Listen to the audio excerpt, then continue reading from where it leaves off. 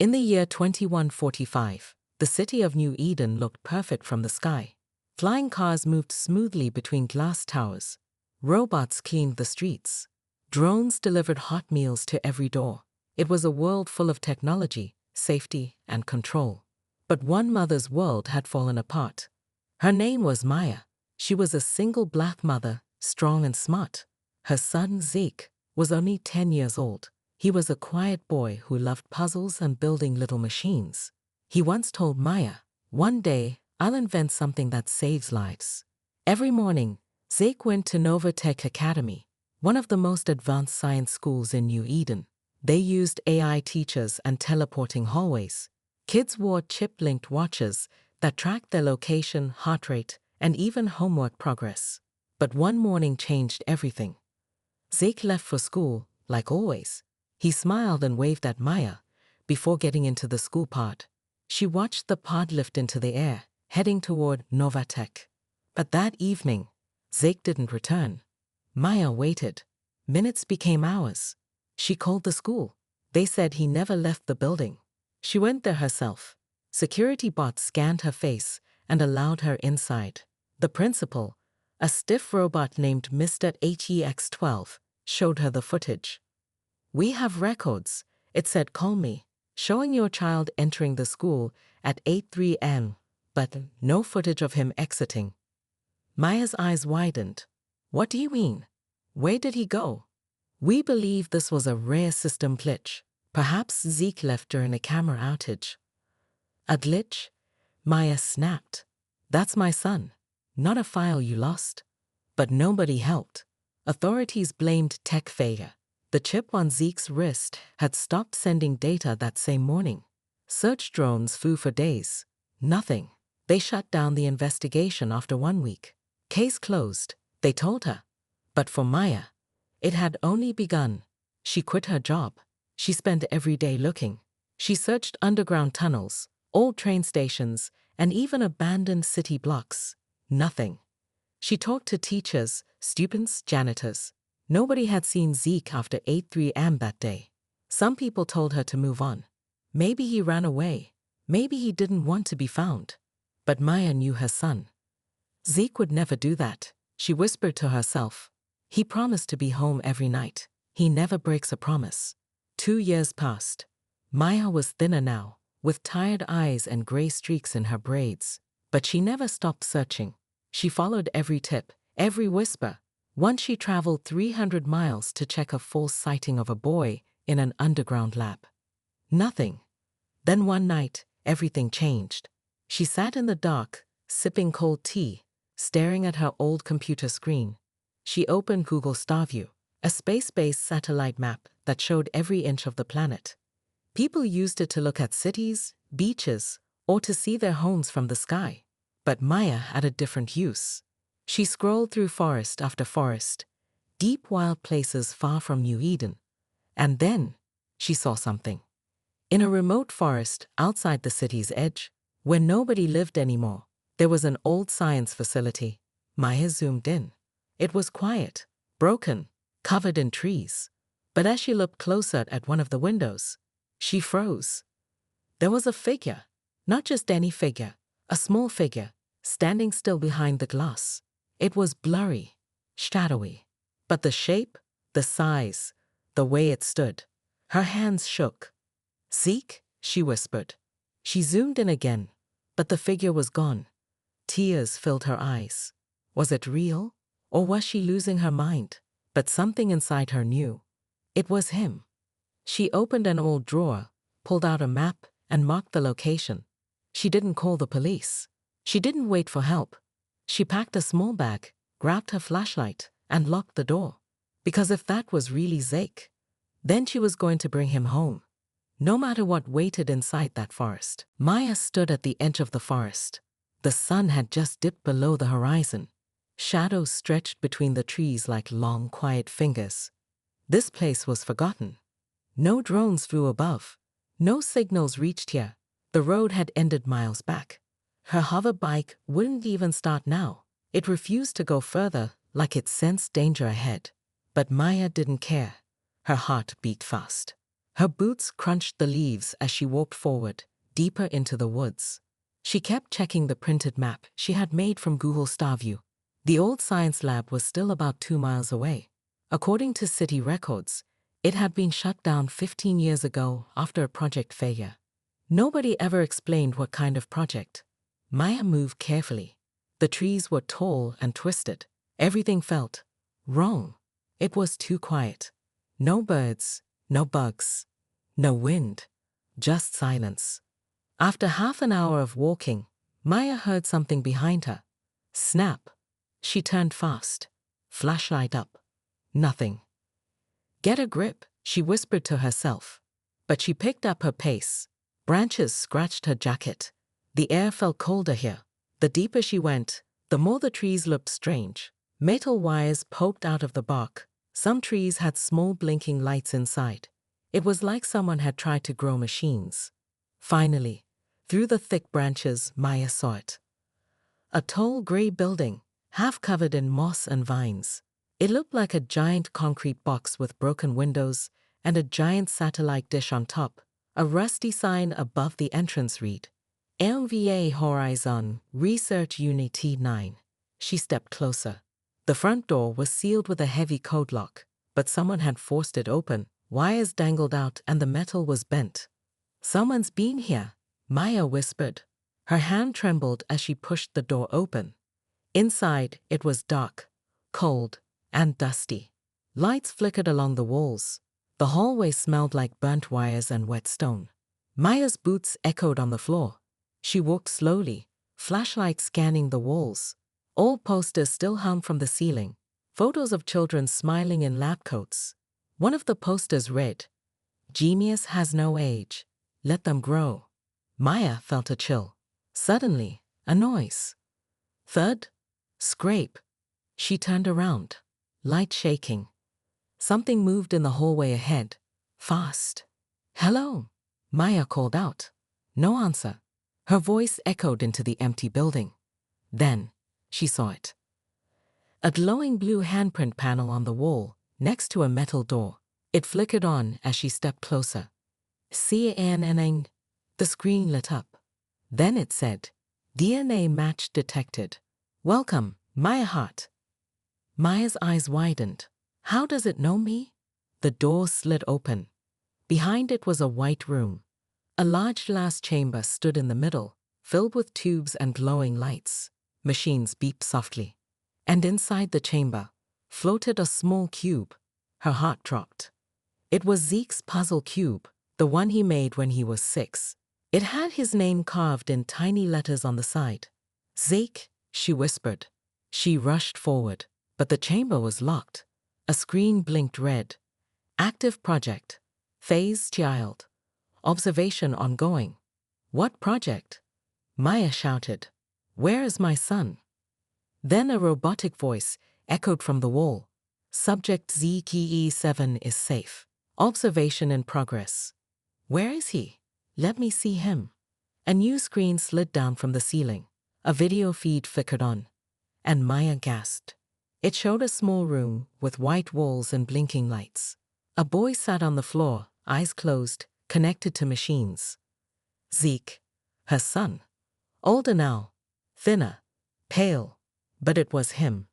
He opened his eyes and looked around, like he felt something. Like he knew someone was there. Maya reached for the screen, tears running down her face. "I'm here, baby. I found you." But the screen went black. Then the voice returned. "Warning. Unauthorized presence detected. Defense system activating."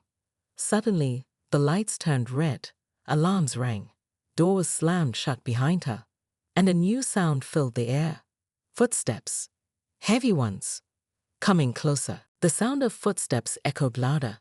Metal against metal. Slow. Heavy. Like something not human was walking toward her. She backed away from the glass chamber, eyes darting across the room. The red lights above kept flashing. The alarms kept screaming. She had to move. A second door slid open near the corner of the lab. Maya didn't think. She ran through it and slammed her palm on the side panel. The door sealed shut behind her just as the footsteps reached the first room. She leaned against the wall, breathing hard. The new room was smaller, darker. Shelves were stacked with dusty files and cracked tablets. Broken screens blinked weakly. The floor was covered in old blueprints and lab notes. One screen flickered to life on its own. POGECT.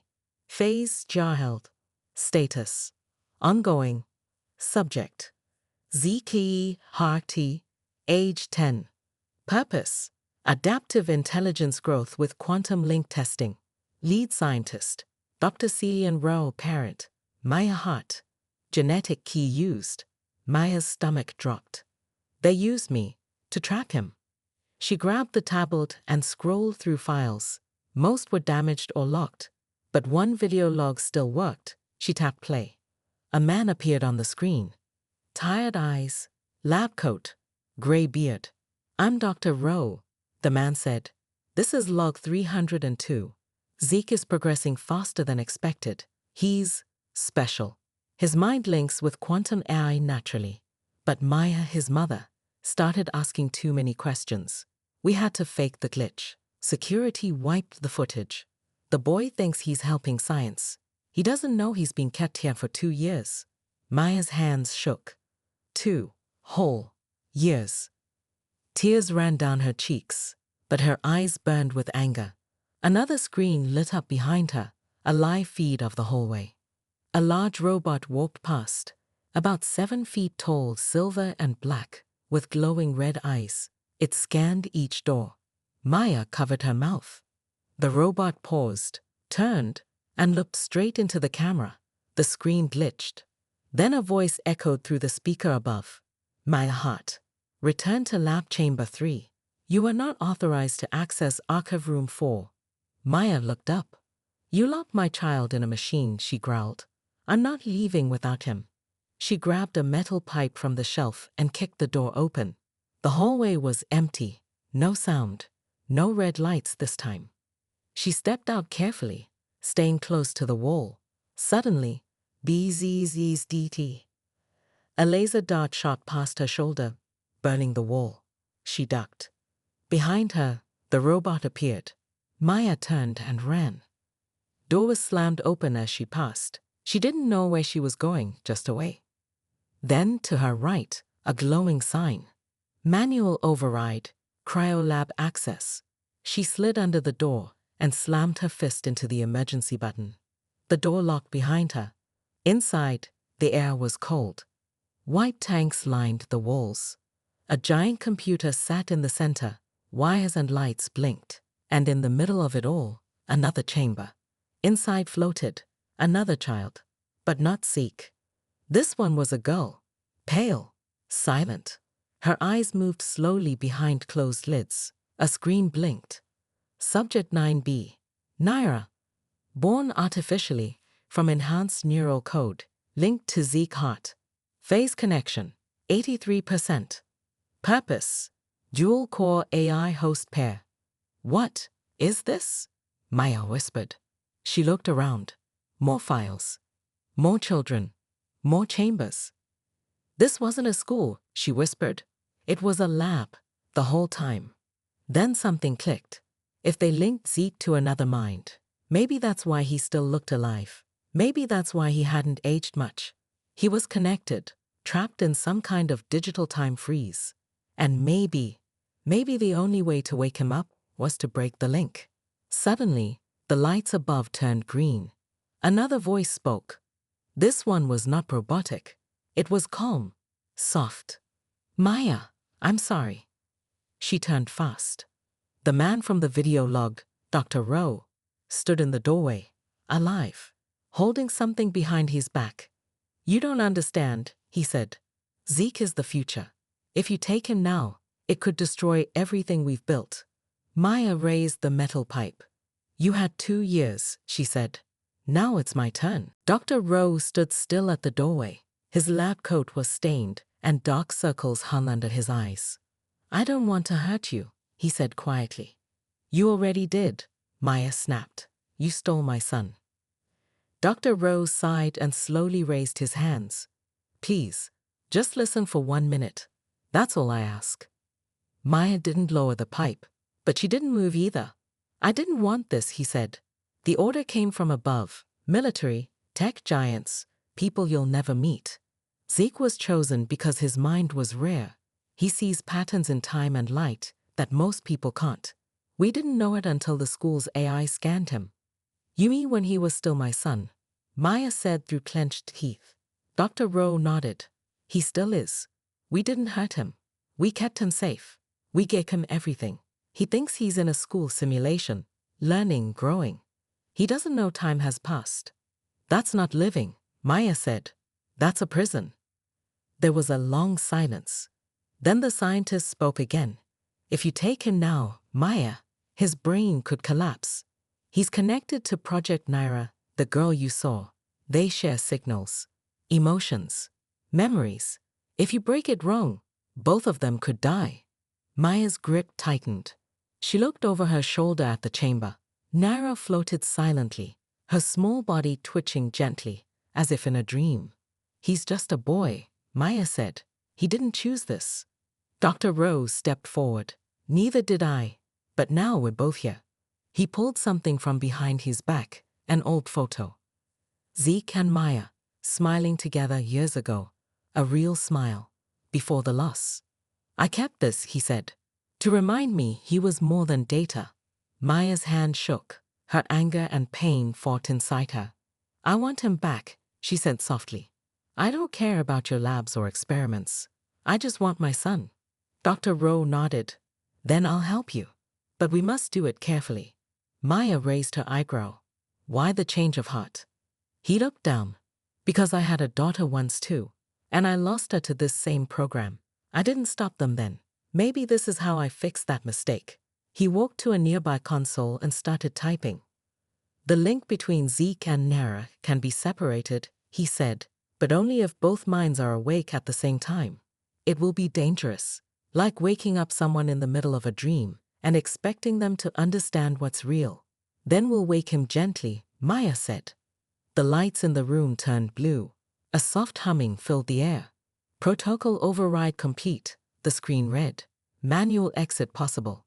A second screen lit up, Zeke's chamber. His eyes were fluttering. His fingers moved. His heartbeat beeped on the monitor. He's waking up, Maya whispered, stepping toward the glass. But suddenly, boom, the floor shook. An alarm screamed from overhead. BOREAC in C-Store 1. Security deployed. Dr. Rowe cursed. They know we're in here. We have minutes. Open the chamber, Maya shouted. He entered the final code. Gas hissed. The glass rose slowly. Zeke opened his eyes. At first, they were blank, confused. Then they locked onto Maya's face. Mom, he said weakly. Tears filled her eyes. Zeke, I'm here. I never stopped looking.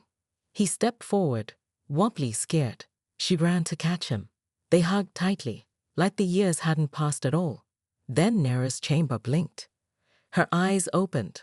Red lights flared across the room. Core Linke broken. Phase pair Kthul se immanent. Dr. Rowe looked at the screens. It's too fast. They're losing sync. She's destabilizing. What happens if she crashes? Maya asked. She could take the whole lab down. Naira screamed, a horrible sound, like both a child and a machine. Zeke turned toward her. She's scared, he whispered. Maya looked at him. Do you feel her? Zeke nodded. I always could. Dr. Rose stared in shock. He's still linked. Then maybe he can save her, Maya said. Zeke stepped forward, eyes glowing faintly. Naira, he said softly. It's okay. You're safe now. I'm leaving, but you're not alone. The girl's shaking slowed. The red light faded. Her chamber powered down gently. Link stable, the computer announced. Dr. Rowe exhaled. Zeke turned to Maya. Can we go home now? She smiled, eyes full of tears. Yes, let's go home. But just as they turned to leave, another boom. The main door exploded open. Armed guards flooded in. Red lasers pointed at Maya, Zeke, and Dr. Rowe. Step away from the child, a voice ordered. Maya stepped in front of Zeke. Then Dr. Rowe raised his hands and said, "Let them go. I'll stay." Dr. Rowe stepped in front of Maya and Zeke, hands raised. The guards paused. Their red laser sights stayed locked on Maya, the boy, and the doctor. "You'll be arrested for treason, Dr. Rowe," the lead guard growled. "I know," he replied calmly. "But if you harm that child, everything you built here will crash. He's still linked to the core system. If he dies, your secrets die with him." The guards exchanged glances. Zeke clutched his mother's hand tightly. His body trembled, but his eyes remained brave. Maya whispered, "We can't leave you here." Dr. Rowe shook his head. "You must. I've done enough wrong. Let me do one right thing." He walked toward the guards slowly. "Give them exactly 5 minutes to reach the outer hatch," he said. The lead guard lowered his weapon slightly.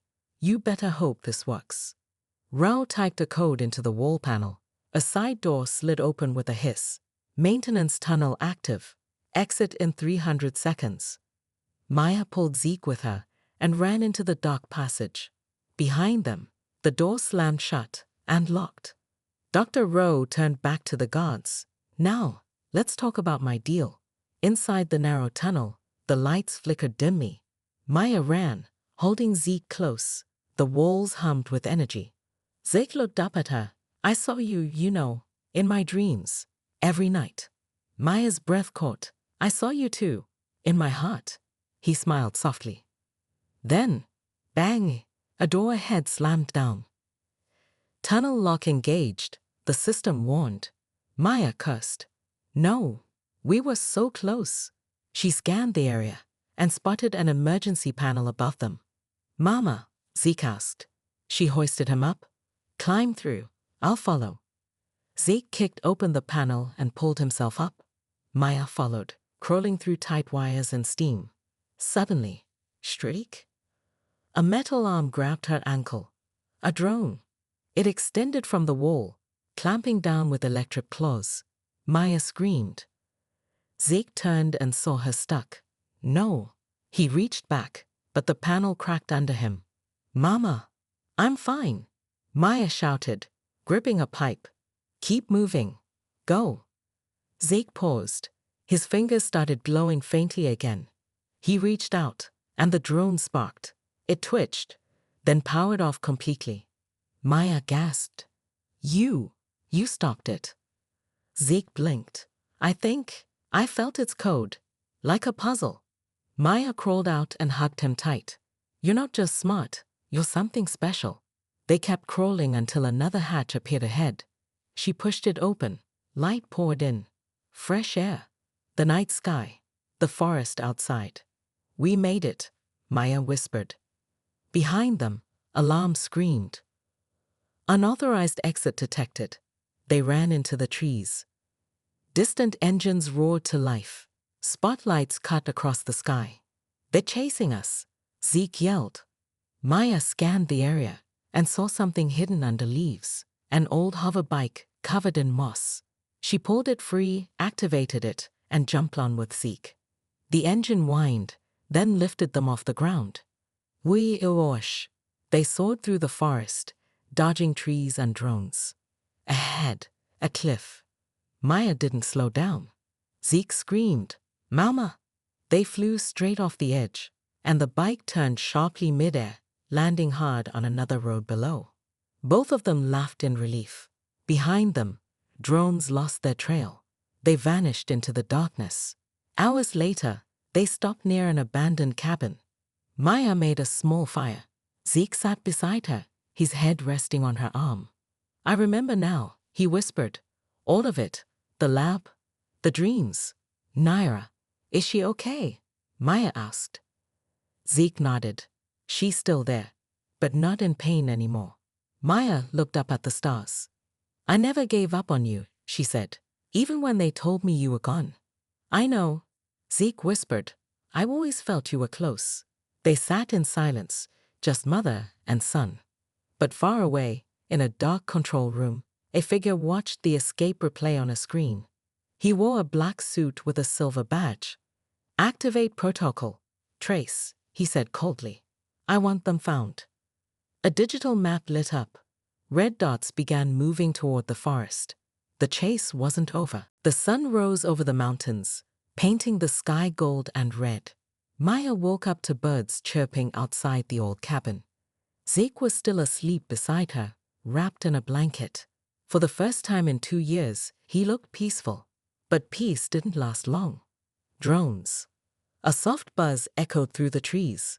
Maya's eyes shot open. She grabbed Zeke gently. Wake up, baby. We have to move. Zeke sat up quickly. They found us? Maya nodded. We have to run. Now. They jumped on the old hover bike and raced through the forest again. Behind them, 3 black drones zipped through the sky. Zeke turned and raised his hand. The drones sparked, but didn't stop. They upgraded. Zeke muttered. They're protected now. Maya spotted a tunnel ahead. Hold on. They dove inside just as the drones fired plasma shots. The tunnel walls shook, but held. Inside, Maya found a sealed door. Zeke touched the panel. It blinked blue. Then, it opened. What is this place? Maya whispered. Zeke stared. I think I built this. Inside was a hidden lab. Dusty, old, but full of machines and screens.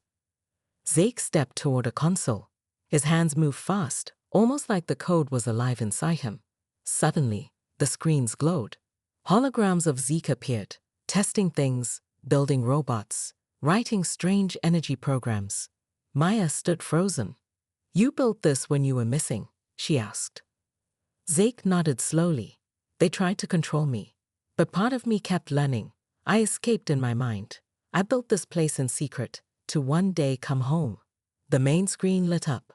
Welcome back, creator. Zeke smiled softly, but the smile faded as the screen showed red blinking lights. Incoming forces, the computer warned, hostiles approaching. Zeke turned to Maya.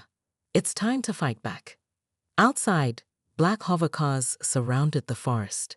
Elite soldiers stepped out, scanning the area. Inside the secret lab, Zeke tapped a final button. The walls began to shift. Panels slid open, revealing defense spots. Maya's eyes widened. Zeke, what did you build?